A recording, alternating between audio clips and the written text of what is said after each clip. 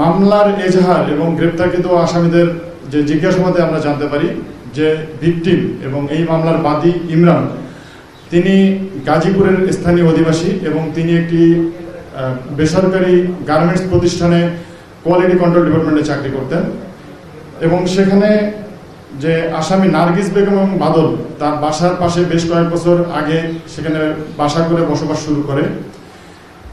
এবং আসামিদের সাথে এই ভিকটিমের পরিচয়ের সুবাদে যেহেতু তারা পাশাপাশি বাড়ি করে এক পর্যায়ে তাদের মধ্যে সুসম্পর্ক গড়ে ওঠে এবং আসামিরা এই ভিকটিমকে প্রস্তাব দেয় যে তুমি যদি বিদেশে যেতে চাও তাহলে আমার কাছে লোক আছে এবং আমি তোমাকে বাইরে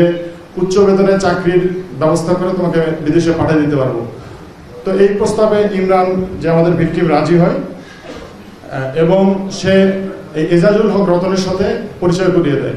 এবং এজাজুল হক রতনের মাধ্যমে তার কাছে প্রাথমিক একটা ডিল হয় যে 22 লক্ষ টাকা হলে তাকে ইতালিতে পাঠিয়ে দেবে। তো সেই মোতাবেক গত 2023 সালে এই ইমরান যে আমাদের এই মামলার যে মূল মাস্টার মাইন্ড এজাজুল হক রতন তার এই যে মুখ্য বাংলা শপিং কমপ্লেক্সে তার এজেন্সির এখানে এসে তাকে নগদ 70,000 টাকা এবং পরবর্তীতে আরো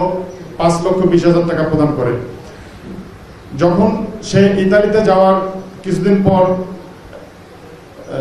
তার ইতালিতে যেতে পারে না, পরবর্তীতে তাকে প্রস্তাব দেয় তাহলে তোমাকে আমি জার্মানিতে পাঠাই, ওইখানে আমার লোক আছে, এই বলে তার কাছে প্রায় আরো 3 লক্ষাধিক টাকা নেয়। যখন সে জার্মানিতেও পাঠাইতে পারে না, পরবর্তীতে তাকে বলে ঠিক আছে তোমাকে আমি তাহলে কানাডা পাঠাই। এইভাবে তাকে ধাপে ধাপে সর্বমোট প্রায় 22 লক্ষাধিক টাকা সে গ্রহণ করে এবং এক পর্যায়ে যখন এই ভিকটিম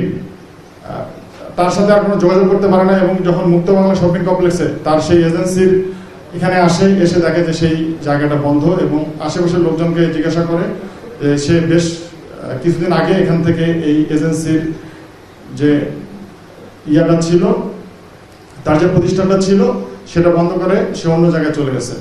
পরে ভিকটিম তার সাথে যোগাযোগের চেষ্টা করে এবং ব্যর্থ হয় এবং পরবর্তীতে সে উপায়ন্তর না পেয়ে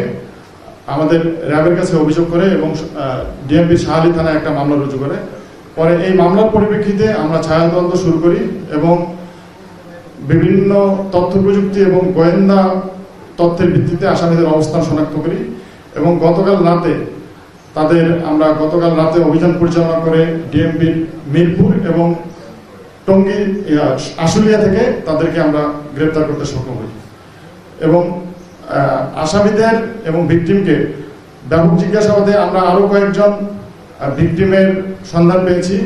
তারাও এই চক্রের ফাঁদে পড়ে প্রতারণার শিকার হয়েছে এবং আসামিদেরকে আমরা সংশ্লিষ্ট থানায় আমরা প্রেরণ করব এবং পরবর্তী আইও মামলার যে সংশ্লিষ্ট তদন্তকারী কর্মকর্তা তিনি পরবর্তীতে আইনগত ব্যবস্থা গ্রহণ করবেন।